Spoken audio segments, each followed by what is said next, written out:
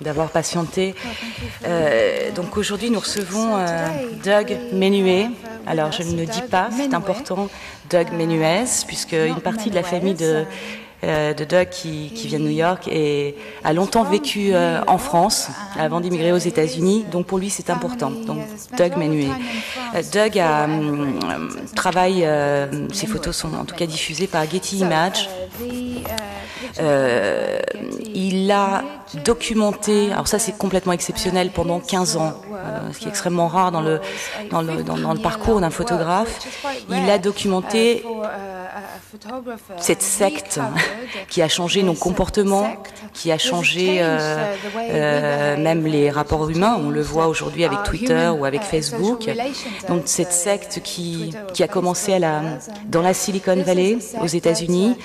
Il a eu surtout un accès extrêmement privilégié au gourou de cette secte, je le dis on en parlera justement puisque sa personnalité est importante, à Steve Jobs, voilà, qui a disparu et donc pendant 15 ans, le travail est exceptionnel. Il est présenté cette année au couvent Sainte-Claire.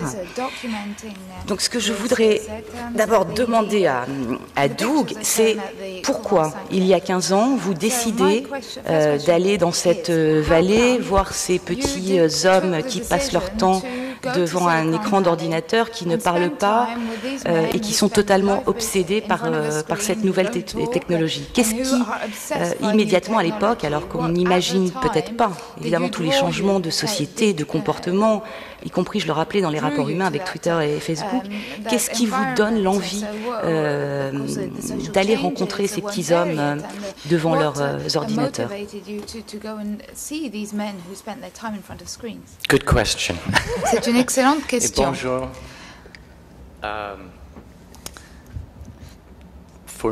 Alors, pour moi, cette décision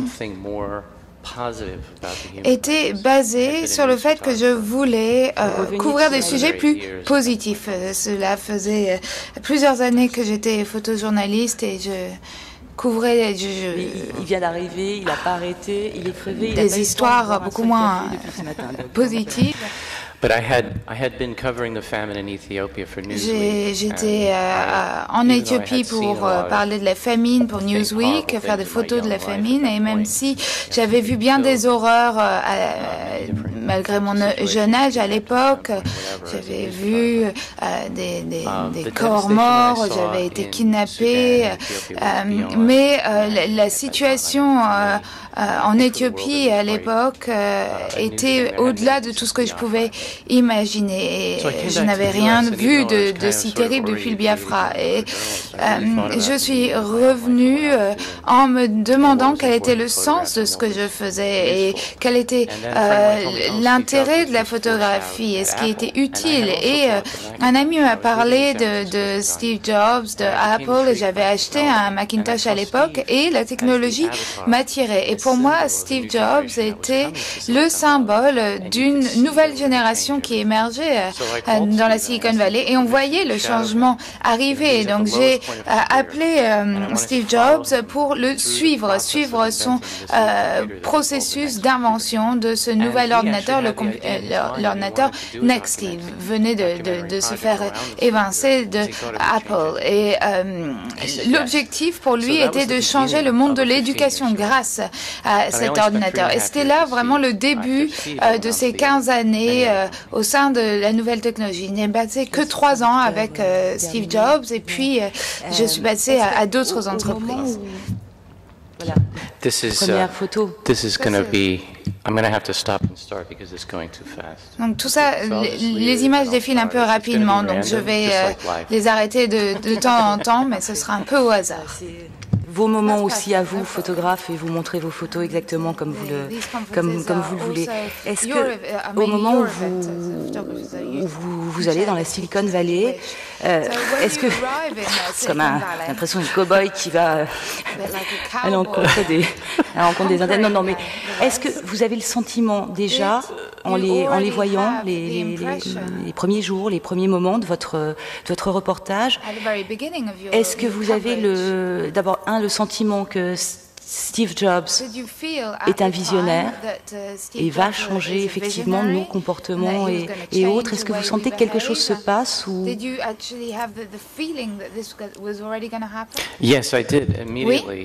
tout de suite.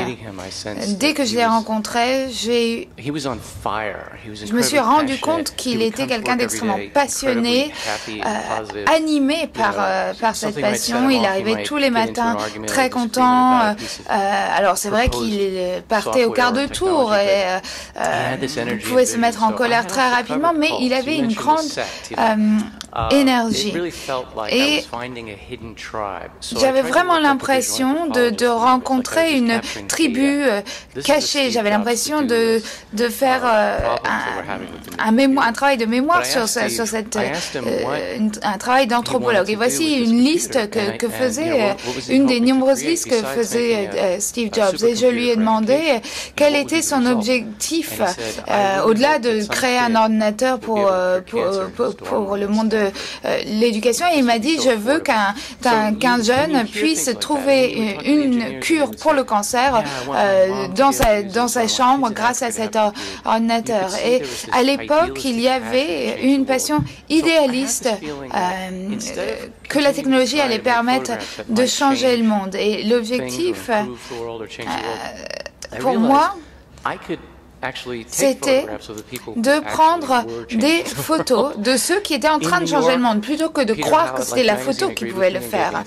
Et donc, à New York, Peter Howe de Life Magazine m'a donné 3 ans pour couvrir ce milieu. Mais à l'époque, personne n'imaginait vraiment quel allait être l'impact de ces technologies. Les dessous de la secte du clan Steve Jobs.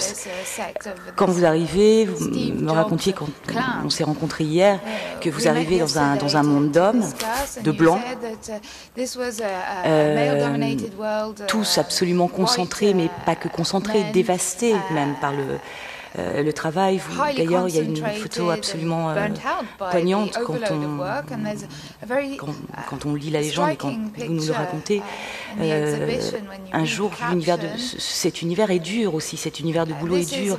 Vous rencontrez un jeune ingénieur qui a 27 ans, qui travaille à chercher des codes. On lui dit un jour que le code, que le code n'était pas bon. Ce jeune homme de 27 ans qui travaillait avec Jobs. C'est extrêmement violent ce monde aussi, cette secte de chercheurs qui certes ont changé. C'est extrêmement compétitif, il y a une forte concurrence et ici vous voyez la façon dont Steve Jobs travaillait. Donc, une des rares photos de Steve parlant avec un ingénieur. Alors, pour répondre à votre question, il faut que je parle de ce processus de travail. Alors, l'histoire que vous racontez s'est passée au sein de Apple 3 ans plus tard. Ils étaient en train d'inventer le Newton, qui allait être un dispositif portable, un peu un précurseur de l'iPad et de l'iPhone, mais ça a été un grand échec. Et il y avait 30 personnes en train d'écrire des millions de lignes de code. Et à l'époque, comme je vous le disais, il y avait un fort idéalisme. Ils étaient persuadés qu'ils allaient pouvoir changer la vie des gens. Et à mesure que cette industrie a connu des succès, la concurrence s'est amplifiée et on a vu un changement de mentalité. J'ai une image de Steve Jobs avec ses 12 employés au départ. Et il est en train de leur dire, on va travailler jour et nuit jusqu'à Noël, et puis on prendra une semaine. Et quelqu'un lui a dit, non mais c'est déjà le cas. C'est extrêmement compétitif et très agressif comme environnement, mais si vous voulez créer quelque chose de nouveau qui va changer le monde, ça exige un sacrifice qu'on ne comprend pas toujours. Et donc l'histoire dont vous parlez, c'est un groupe d'ingénieurs qui travaillait sur les codes et on leur a dit en fait on va changer la puce et puis il faut tout recommencer. Et ce jeune homme il est rentré chez lui le soir et il a juste pété un plomb et s'est suicidé et il venait de se marier. Et donc il y avait d'un côté cette passion qui permettait de travailler jour et nuit pour changer les choses, et d'un autre côté, il y a eu l'aspect financier et le fait qu'on pouvait toujours engranger plus de bénéfices. Mais ces personnes ont vraiment une mentalité d'athlète. Généré, voulu par Steve Jobs. Il a été, à sa mort, il a été célébré comme une rockstar, comme un dieu, comme un gourou. J'emploie vraiment à dessein ce terme-là aussi. Ça a généré une émotion. On l'a vu sur Twitter, sur Facebook. Enfin, mais en même temps, il a été, vous qui l'avez côtoyé quand même de façon très proche, et vous êtes un des rares, un des seuls, en tout cas en photojournaliste. Ce travail n'est pas égalé. Quelle sorte de type c'était véritablement? Quelle sorte de patron c'était? C'était une personne très complexe.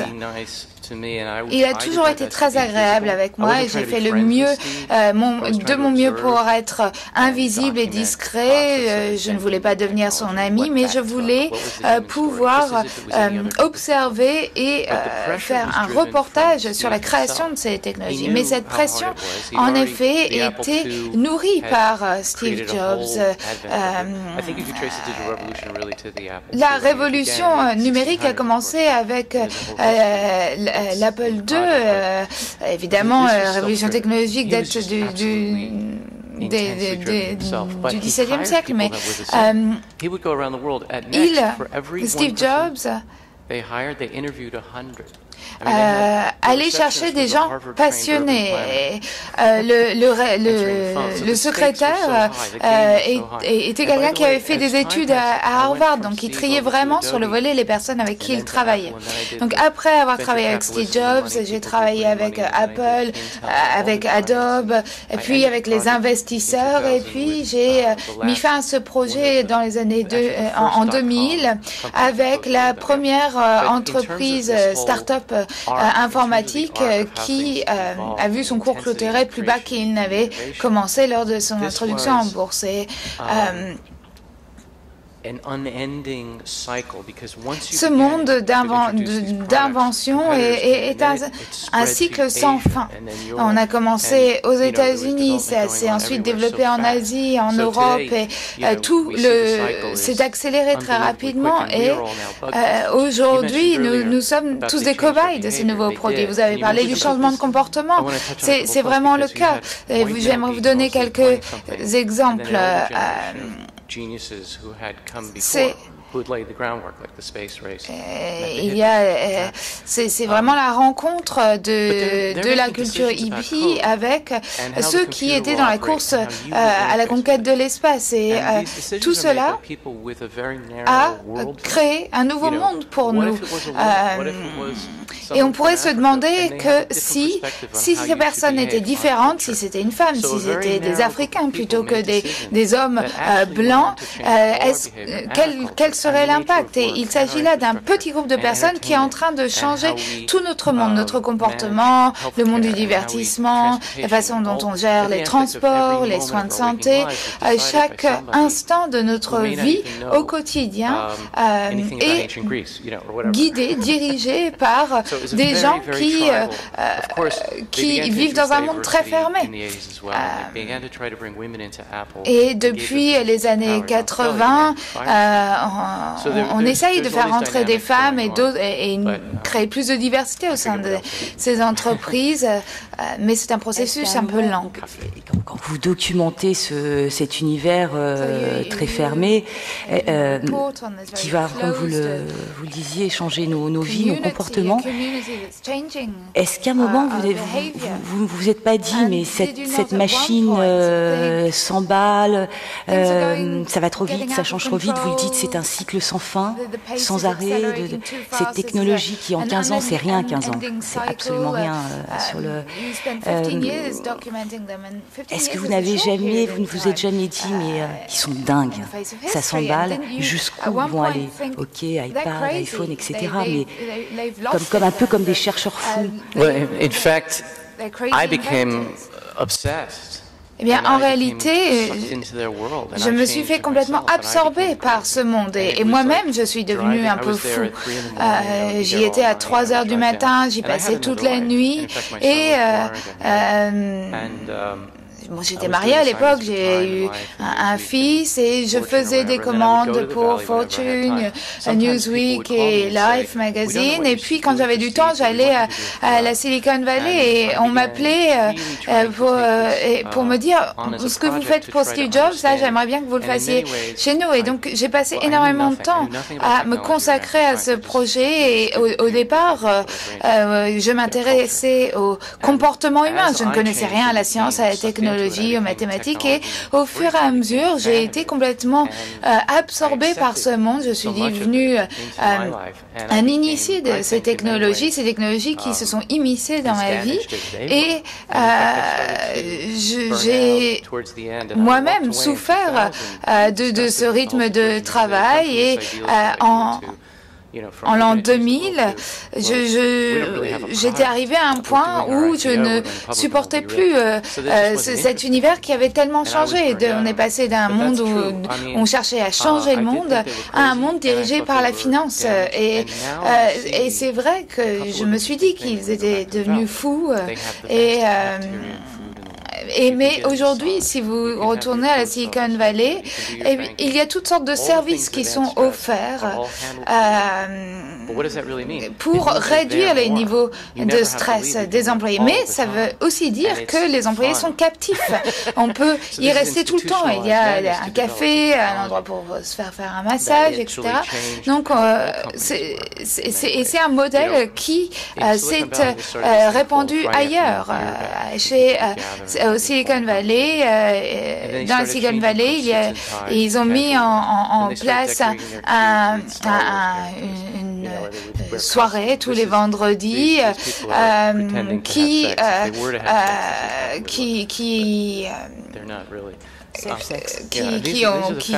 évolue avec toutes sortes de codes, etc. Et donc ici, vous avez ceux qui ont créé la possibilité de faire communiquer un ordinateur et une imprimante. Et eux ont adopté ce mode de travail qui était celui de Steve Jobs. En matière de technologie, quel impact donc généré aussi par Steve Jobs et d'autres, quel impact ça a aussi sur la photographie, sur la façon de travailler maintenant en numérique. Alors pour vous qui êtes à la fois photojournaliste, journaliste photographe et qui avez accompagné ces 15 années de révolution complètement folle de la technologie, alors, quels sont les avantages? Qu'est-ce que ça a apporté de positif, de bon? Et peut-être de déshumaniser, peut-être parfois aussi de risques de déviance comme Photoshop, comme... Well, I shot this whole thing on Tri-X film. J'ai utilisé un film Tri-X pour je fais de l'argentique à partir de scans numériques, donc je suis en train de combiner les deux processus et je suis en train de digérer tout ce qui s'est passé pendant ces 15 ans. Il y avait énormément de choses que j'ai apprises et la tendance majeure, c'était tout ce qui était analogue est devenu numérique. Et ça a été le cas des films, ça a été le cas des imprimantes. Et puis, il y a eu le PDF avec Acrobat qui permettait d'avoir des livres entiers sur un dispositif numérique. Et moi, je n'ai jamais cessé d'imaginer que je ferais de la photographie argentique, parce que je suis née dans une salle noire,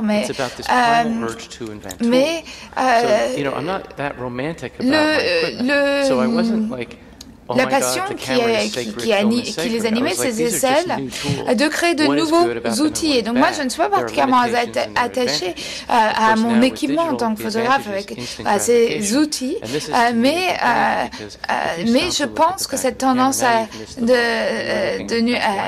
la numérisation, je pense qu'en photographie, par exemple, ça nous éloigne de ce que l'on voit et qu'on passe notre temps derrière l'écran de l'appareil. On ne voit pas passer les moments clés.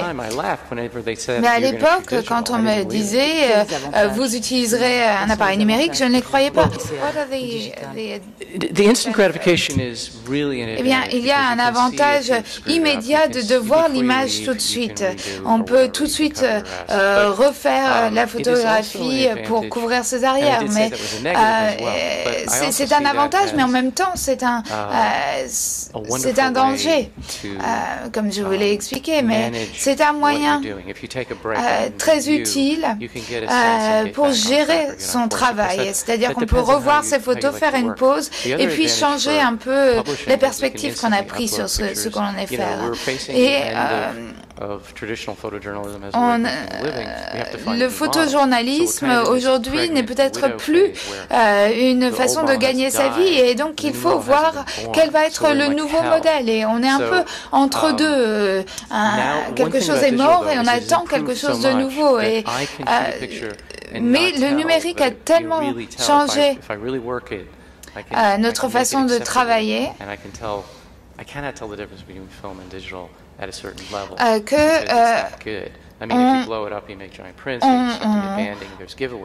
on arrive à faire des photographies qui sont très proches de celles de l'argentique. Donc, quand Steve Jobs est mort,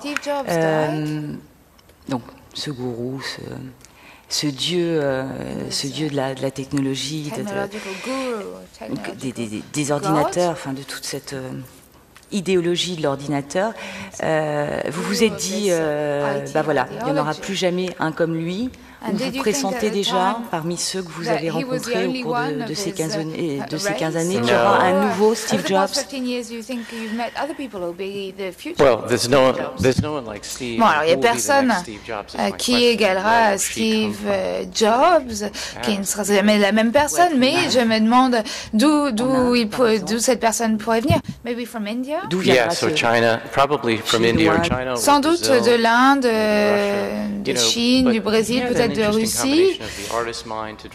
Et donc c'est vraiment une combinaison de l'esprit artistique et de l'esprit scientifique et l'esprit d'un prêtre jésuite, parce que c'était quelqu'un de très logique et intellectuel. Mais ceux qui le connaissaient étaient inspirés par lui, et en même temps c'était quelqu'un de très frustrant et très difficile, parce qu'il était extrêmement exigeant. Et moi, en tant que jeune photographe, j'avais vu des choses terribles, j'avais vécu des moments terribles, mais rien ne m'a plus terrifié que de travailler avec Steve Jobs, parce que il était extrêmement perspicace. Il voyait vos failles, vos faiblesses, et il vous manipulait très facilement. Et avec Steve Jobs, je me suis rendu compte qu'il fallait que je grandisse et que je mûrisse.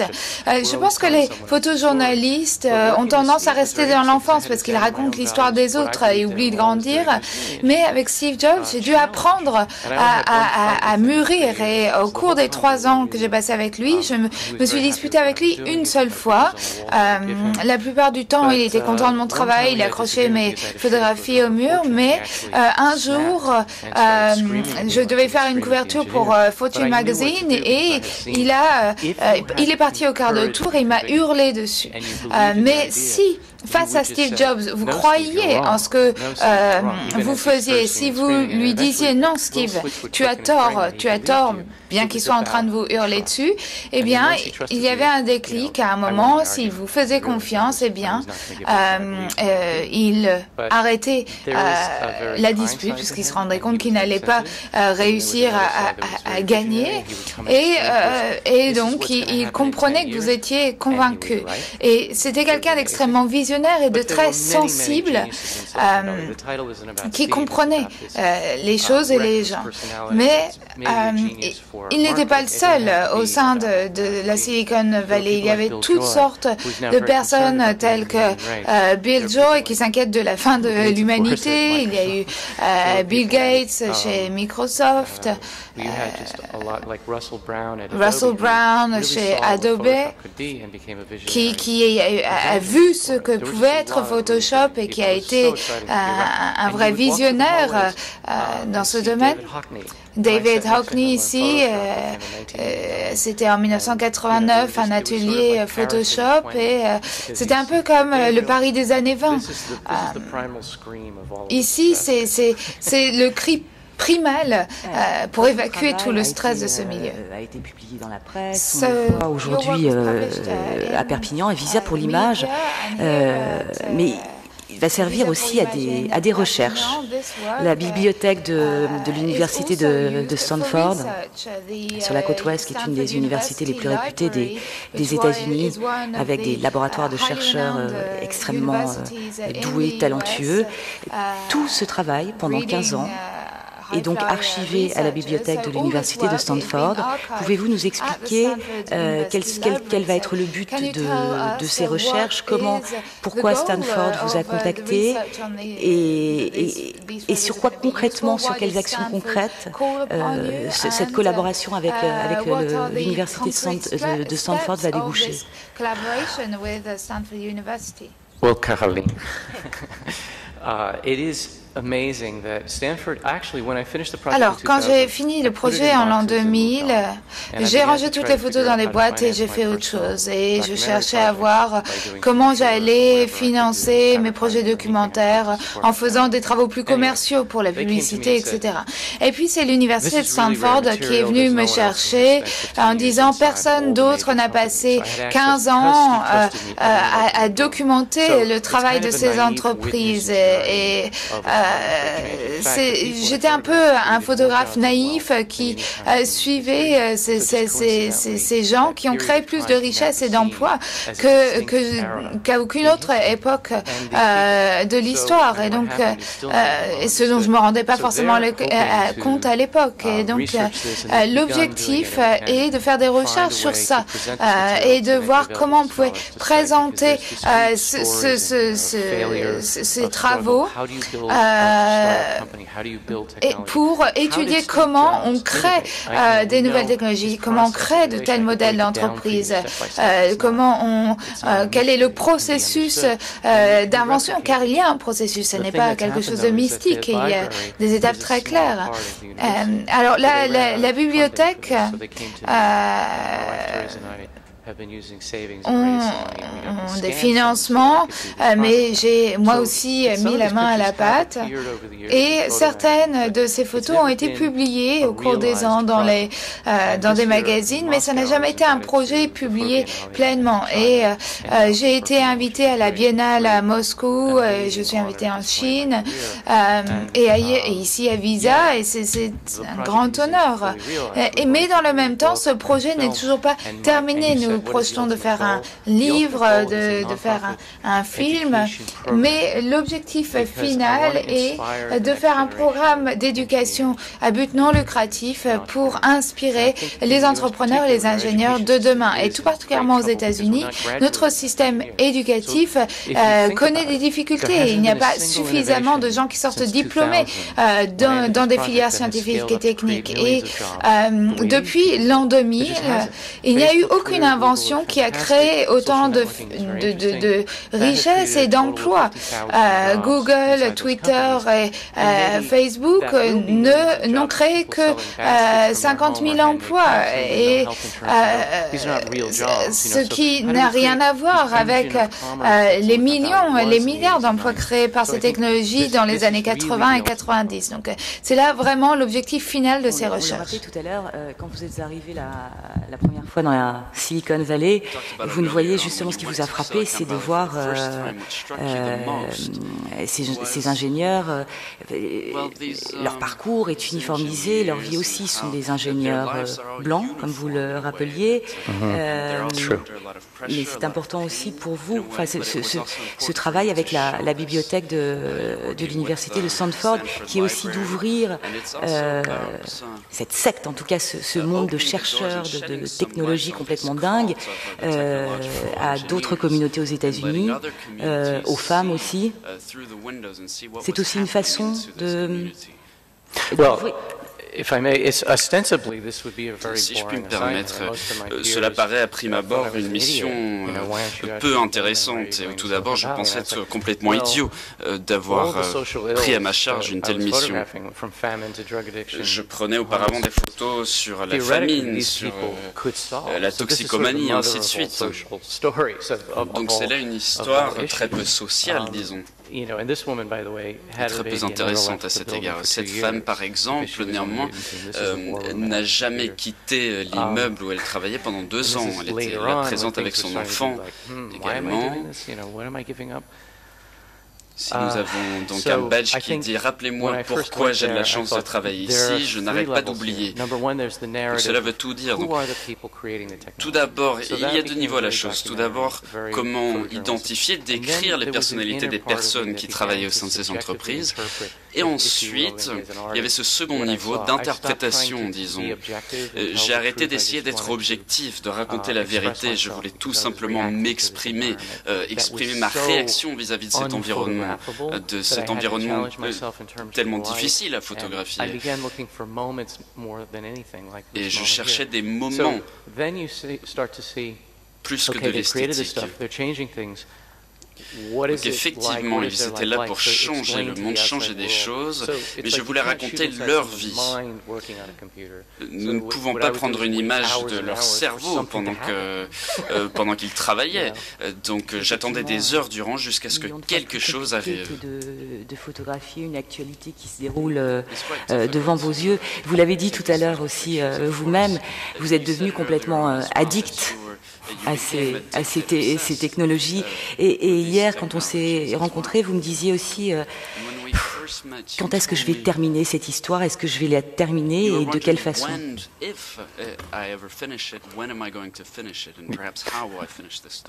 I'm waiting for the English translation in case those. Oui, j'attendais la traduction en anglais. Yes, I was wondering. I am very frustrated because I think, it's great to be here, une source de but I'm grande showing work from 25 frustration. years. Évidemment, je suis très content d'être ici, mais je montre un projet que j'ai fait il y a 25 ans, il y a assez longtemps. Et évidemment, j'ai d'autres projets en cours, notamment au Brésil. Mais je pense que parfois, cela prend du temps pour comprendre ce que nous faisons. Voici cette personne, ce jeune homme qui s'est suicidé, qui était donc en charge de l'inscription des codes pour Apple Paris. Je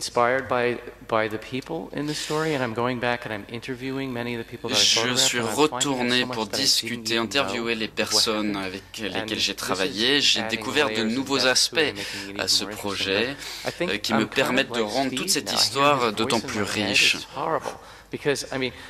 Et je pensais que j'allais mettre cela dans les archives de Stanford et on n'en parlerait plus. Mais maintenant, il faut que j'y mette une forme cohérente, que je puisse identifier qu'est-ce qui est au cœur de cette histoire et comment y mettre plus ou moins de forme. Et ensuite, je pourrais passer à autre chose. Vous vous sentez investi d'une mission comme les employés de Steve Jobs, comme lui-même. Vous avez ce sentiment d'être un missionnaire. I think I'm becoming that, yes. Je suis en train de le devenir, en tout cas. Effectivement, c'est un sentiment que j'éprouve. C'est un sujet qui est très peu sexy, qui est difficile à communiquer, à partager aux autres. Donc cela devient effectivement une sorte de quête, une sorte de mission dont je me sens investi. Je finirai ce travail à un moment ou à un autre. Et ici, bon, ce n'est pas une carte stratégique, soit dit en passant, ce n'est pas une carte de marketing ou quoi que ce soit d'autre. Il s'agit des cours de golf sur lesquels le PDG voulait jouer. Voici Bill Gates à la conférence TED. Justement, avant de passer la parole au public, vous avez donc décidé vous partez sur un autre projet au Brésil. Alors de quoi s'agit-il? Est-ce que c'est aussi un projet sur le long terme? C'est un travail qui porte sur le changement culturel, changement très profond. Ma femme vient du Brésil et j'ai commencé à m'y rendre pour les premières fois en 1986, il me semble, et j'y retourne tous les ans. Et je suis très intéressé de voir ce qui s'y passe, tous ces changements qui ont lieu. Et en tant que personne extérieure, je suis assez intrigué par la structure de cette société. Nous avons différentes classes, classe A, classe B, et ainsi de suite. Des emplois commencent à affluer dans les favelas également. C'est un pays extrêmement puissant. Ford à Détroit se rend au Brésil pour améliorer l'efficacité de leurs usines. Et comment prendre en compte donc cette nation moderne avec ses traditions millénaires, avec ses racines qui viennent d'ailleurs, qu'il s'agisse de l'Afrique ou d'autres régions du monde. Et j'ai demandé à un certain nombre de Brésiliens de partager avec moi leurs proverbes, leurs dictons qu'ils préfèrent, dictons qu'ils auraient appris de leur mère, de leur grand-mère, pour peut-être mieux comprendre ces racines. Donc c'est un travail documentaire, ici une photo dans les favelas de Rio. Donc évidemment, il y a différentes facettes à ce travail. Il y a un lien aussi avec le travail sur très long terme que vous avez fait sur la Silicon Valley et toute cette révolution. Ce qui vous intéresse, c'est quoi? C'est le moment où ça change? C'est accompagner ce changement? C'est... Exactly. I think for me, just at the simplest level, the reason I take pictures is to understand why am I here. Je cherche à comprendre pourquoi je suis ici. Je suis intéressé par les autres et comment communiquer, établir un lien avec les autres. Nous essayons d'établir des points de similitude ou des différences avec les autres. Tout sujet qui porte sur la transition, la transformation, le changement m'intéresse. C'est ce que j'aime faire, c'est ce que j'aime explorer. J'aime également les traditions, chercher à comprendre les racines des choses. Ici, donc, j'ai cherché à mieux comprendre le monde de la tequila et j'ai ouvert tout un pan de la société que je ne connaissais pas. Merci. Voilà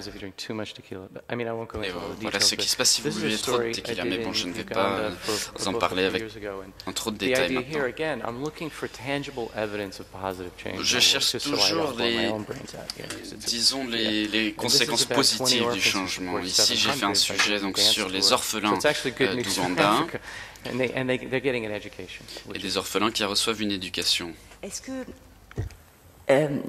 Doug, est-ce que vous avez vu l'exposition, le travail de Stanley Green cette année qui est exposé à Visa pour l'image?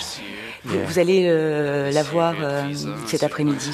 Parce que, effectivement, toute cette... Je suis très heureuse que vous ayez soulevé le sujet. Encore une fois, vous l'avez souligné, on le voit, nous, au quotidien, dans notre vie privée, dans notre vie professionnelle, tout ce que ça a pu impliquer de changement de rapidité, de changement de comportement, de dialogue à l'autre.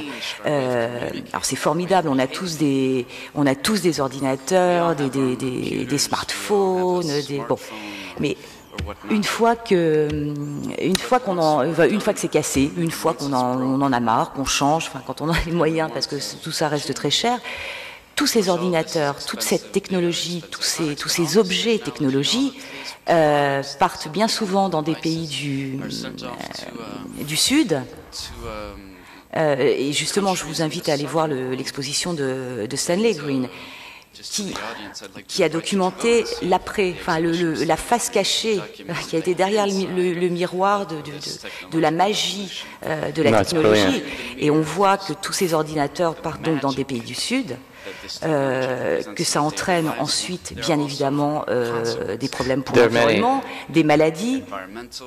Tout à l'heure, je parlais des savants fous comme ça, mais il y a quelque chose de ça aussi, Well, I think, as I said at the beginning, there was this idea il me semble, évidemment, au début, il cherchait à créer quelque chose pour améliorer le monde. Il ne pensait pas à la pollution, il ne pensait pas aux déchets.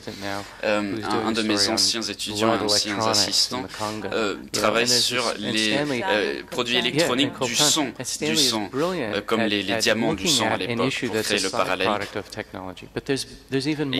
Il travaille donc sur ce sujet dans le Congo, et c'est un sujet important, évidemment. Et j'essaie notamment au sein de mon projet en cours de voir ce que l'avenir nous réserve. Je reçois des coups de fil de personnes de la nouvelle génération qui me disent « Je ne savais pas d'où venait ce produit, j'ai compris avec votre travail. » J'ai compris également qu'il y avait une certaine manipulation dans la façon dont on me vendait ces produits. J'ai rencontré donc des personnes très intelligentes, brillantes dans la Silicon Valley, et nombre d'entre eux sont en train d'investir dans cette idée, dans cet idéal de la singularité technologique. Il s'agit de dire que nous pourrons transférer notre conscience, nos cerveaux, dans une sorte de cerveau universel qui fonctionnerait sur la base de produits électroniques. Bien évidemment, nous sommes assez sceptiques vis-à-vis de cette idée, mais il y a 27 ans, j'étais dans une pièce avec ces savants fous qui avaient un objectif fou, mais ils ont atteint leur objectif. Donc, qui sait, peut-être arriveront-ils également à atteindre cette singularité technologique. Peut-être un groupe de l'élite, comme dans, s'il me semble, un livre de Michel Houellebecq qui porte sur ce sujet. Il s'agit pour moi de créer un dialogue au-dessus de ces sujets, les sujets qu'a couvert notamment Stanley Green. Quel est notre rôle, notre responsabilité sur ces sujets? Avant de nous quitter, alors qui aurait une question pour Doug Menuet? Il y a forcément des fanats de Steve Jobs, il y a forcément vous avez tous des smartphones, C'est compliqué de poser des questions, hein, ouais, je sais ce que c'est. Ah oui, voilà. Le micro, pardon. You said Bon, vous avez dit que vous étiez dans un groupe très restreint qui n'était pas très ouvert sur le monde. Comment êtes-vous parvenu à rester au sein de ce groupe? Ils ont leurs secrets, évidemment, qu'ils ne voulaient pas partager, notamment vis-à-vis de la concurrence. Comment avez-vous fait? Très bonne question, et cela remonte à Steve Jobs, tout simplement. Je me rendais à la Silicon Valley pour Fortune, Time Magazine, je prenais des photos de personnes avec un produit et puis je m'en allais de la Silicon Valley. Mais j'avais toujours cette impression qu'il se passait quelque chose de plus intéressant à laquelle je n'avais pas accès parce qu'il y avait cette sorte de frontière, de barrière de relations publiques que je ne pouvais pas dépasser. Lorsqu'il y avait sur la porte de Steve Jobs une affiche de la Seconde Guerre mondiale qui représentait donc comment motiver les troupes, comment avoir cette attitude assez agressive vis-à-vis de la concurrence. Mais avec Steve Jobs, à partir du moment où il m'a accepté, toutes les portes m'ont été ouvertes. J'ai assisté à une réunion d'Adobe Systems au cours de laquelle il préparait un procès contre un autre concurrent. Et ensuite, j'ai quitté cette pièce business et je me rendais chez le concurrent pour prendre des photographies dans la préparation de l'autre entreprise avant le procès. Et j'ai fait l'objet de cette confiance dont ils m'ont investi. J'espère que cela continuera aujourd'hui encore. Bien évidemment, chacun a sa propre version, sa propre grille de lecture de l'histoire. Mais c'est une question de confiance. Vous savez, au final, que je sois dans un village, dans un pays du tiers-monde, que je sois dans coulisses avec un groupe de rock, c'est exactement la même chose. On n'arrive pas tambour battant avec son appareil photo. On essaie de savoir qui détient le pouvoir, qui est intéressant. Il faut développer des relations, se faire des amis. Certains ont la croyance, par exemple, que si l'on prend une photographie d'eux, on vole leur âme. Certains le croient véritablement. Parfois, ils sont prêts à le faire pour une contrepartie, un certain prix. Peut-être il s'agit tout simplement de les inviter à déjeuner. Ils sont prêts à donner d'eux-mêmes si vous êtes prêts à donner à eux également. D'autres questions? Any other questions? Voilà, là.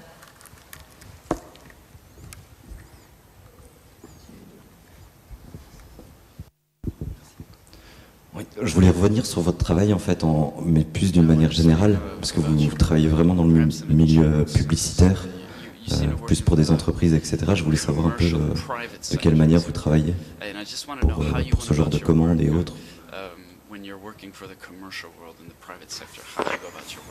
Well, I started out as an art student in San Eh bien, j'ai commencé comme étudiant de l'art à San Francisco, l'Institut de l'art à San Francisco, et je n'avais pas de quoi arrondir les fins de mois, et on m'a parlé d'un travail publicitaire, j'ai fini par le prendre, et ceci, en fil en aiguille, j'ai fini par travailler par de grands magazines, de grandes entreprises sur des sujets publicitaires.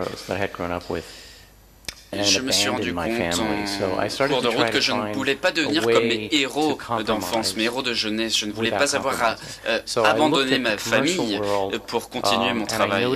Donc j'ai cherché à trouver un certain compromis entre ces deux vies, la vie professionnelle, la vie privée. La vie professionnelle, la vie privée. J'ai cherché à mieux exploiter le photojournalisme. J'avais cette idée peut-être naïve que je pourrais offrir mon œil documentaire, disons, pour ensuite offrir cette grille de lecture, cette vision très personnelle que j'avais à des entreprises publicitaires. Et je pensais que ces entreprises seraient prêtes à recevoir ce point de vue nouveau et qu'ils me paieraient les montants incroyables qu'ils payent pour les œuvres publicitaires. Mais au final, cela a fonctionné à ma grande surprise. Et cela m'a permis d'épargner un peu d'argent et ensuite investir dans ces projets que je voulais faire moi-même. Je n'ai pas eu à attendre une mission. J'arrivais à financer par mes propres moyens. Et l'on cherche un nouveau modèle économique pour les photographes. Faut-il vendre ces photographies gratuitement? Comment faire pour avoir les fonds pour financer ces voyages, faire des photos de mariage, et ainsi de suite. Mais pour moi, je pense qu'il faut créer des synergies, avoir le contrôle de la rédaction, donc du travail de rédaction sur nos photos, mais aussi il importe pour nous d'avoir un sponsor, un certain parrainage, disons, même Michel-Ange avait un sponsor en quelque sorte. Ce serait ce système de mécénat qui représenterait l'avenir pour moi. Je ne fais pas autant de travail publicitaire aujourd'hui, mais j'aime autant ce travail, je le fais encore à l'occasion. De photographes, de photojournalistes aussi, voyant les difficultés de financer, en tout cas les freelances, et les difficultés de financer leur reportage, font aussi du travail régulièrement aussi pour la publicité. C'est devenu aussi un moyen, après on aime ou pas, on condamne ou pas, mais indispensable aussi de financer des travaux, des reportages à long terme quand les journaux, quand les magazines ne financent plus. I think it's important to acknowledge that. You know, if you look at oui, je pense que c'est important de le reconnaître. Regardez les grands photographes, Doisneau, ceux que je respecte le plus, les photographes Magnum, ces grands photographes qui ont accepté des missions publicitaires s'ils avaient un certain contrôle, puisque c'est ce travail qui leur permettait d'ensuite aller au Brésil ou dans un autre pays pour faire leur travail personnel. C'est pour moi une approche que je préfère, en tout cas à d'autres approches. Je ne vais pas les citer, mais il y a d'autres façons.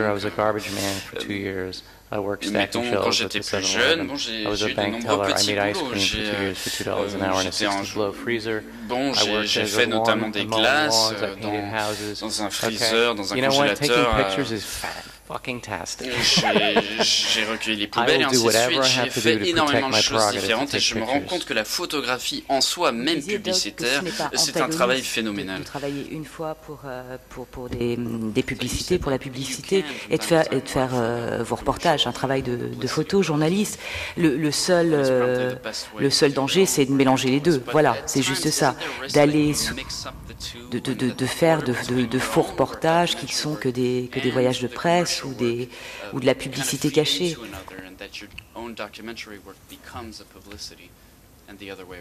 I think there is that danger. And I think, in any circumstance where there is money involved, you could be corrupted. Évidemment, dès qu'il y a de l'argent, il y a risque de corruption. Mais il faut garder un œil attentif, analyser la situation, trouver son propre équilibre entre travail publicitaire et travail documentaire. Je ne pensais pas comme je choisirais une vie de professeur de photographie ou d'écrivain, mais aujourd'hui je me dis que ce sont là des options libérateurs. Si vous aimez enseigner, par exemple, c'est une très bonne façon de financer. C'est une façon aussi de se montrer de la façon la plus simple, la plus pure.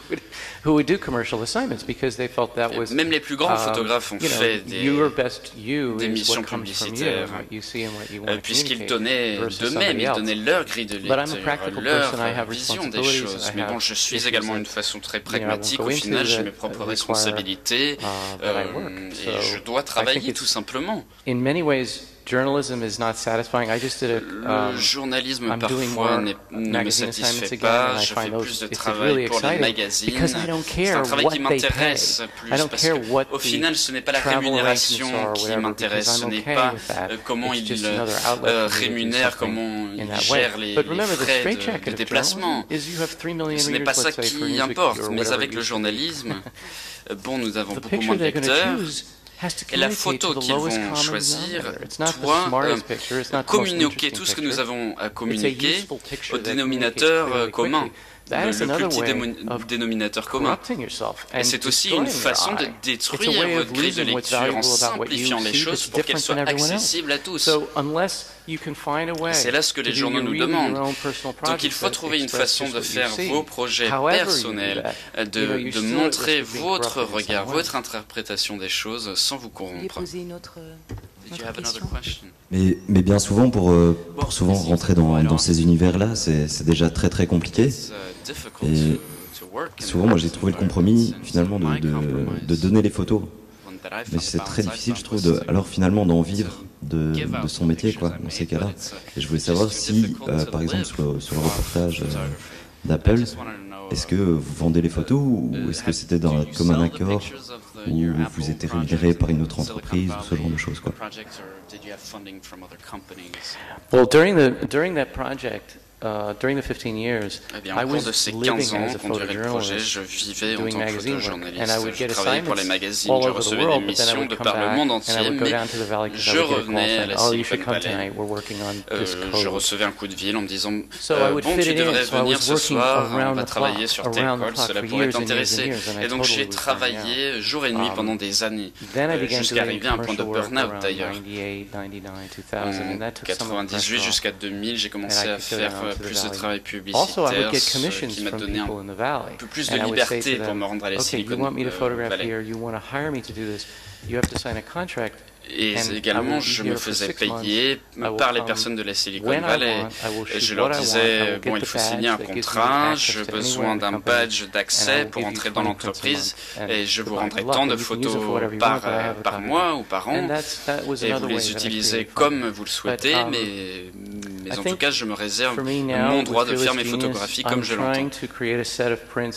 Mon rêve est de trouver peut-être une galerie qui vendrait les épreuves de ces photographies. Parce que si vous regardez le modèle économique des arts, eh bien, tout a été changé avec le numérique. Tout a été profondément bouleversé par le numérique. Mais l'art continue, l'art survit, mais il faut s'adapter. J'aimerais finir ce projet, lui donner forme et ensuite, oui, en vendre des épreuves. Tiens, qui a vu déjà l'exposition de Doug Menuet où vous venez d'arriver, vous ne l'avez pas encore vue? Quelles sont les personnes qui ont vu l'expo? Je sais qu'on est en début de semaine, vous arrivez? Non, personne. Now's your chance. Hein? C'est maintenant ou jamais. There's captions with the pictures that bien évidemment, les photos sont accompagnées de légendes pour expliquer ce que vous voyez. Qui est visible au couvent Sainte-Claire. Voilà, je vous engage à y aller. Vous avez déjà vu votre exposition, ça va, tout est bien accroché, les légendes, l'editing, tout correspond au sens de votre... C'est magnifique. C'est magnifique. Ils l'ont placé dans une vieille prison. Et c'était tout à fait parlant. Fermé, concentrationnaire quand même de Steve Jobs, ça correspond au... It felt very appropriate. I felt très approprié, mais c'est un lieu magnifique. Puisque les photos sont... L'impression était de très haute qualité. On voit notamment au niveau du grain sur mes photos, c'était un peu poussé. Mais l'accompagnement des légendes également et les photos, le résultat est magnifique, il me semble. Particulier. Généralement, les photographes aiment beaucoup exposer au couvent Sainte-Claire. Donc merci infiniment. Demain matin à 10h, nous discuterons avec Julien Goldstein, qui a travaillé sur les Kurdes et tous les enjeux liés à ce peuple sans droit, présent dans plusieurs pays du Proche-Orient et d'Asie. À 11h, Nick Wheeler sur l'Irak, mais cette fois l'Irak vu d'une autre façon. C'est un sujet très intimiste, d'accès encore difficile, comme ce matin le travail de Jean-Louis Fernandez, comme aujourd'hui le travail de Doug Menuet, qui ont en commun le fait d'avoir travaillé dans des endroits difficile d'accès. Voilà. Donc demain, Nick Wheeler, ce sera son travail sur la région des marais en Irak. Et très rares sont les photographes, les journalistes, les occidentaux qui ont pu y aller. Voilà, je vous remercie infiniment. À demain. Merci à l'équipe des traducteurs de Shan. Et j'espère que demain, on aura le retour des écrans que nous n'avions pas. Merci beaucoup, Doug. Voilà. Merci beaucoup. It was fantastic. Great questions, Caroline. De très bonnes questions, Caroline. Merci. Merci à tous.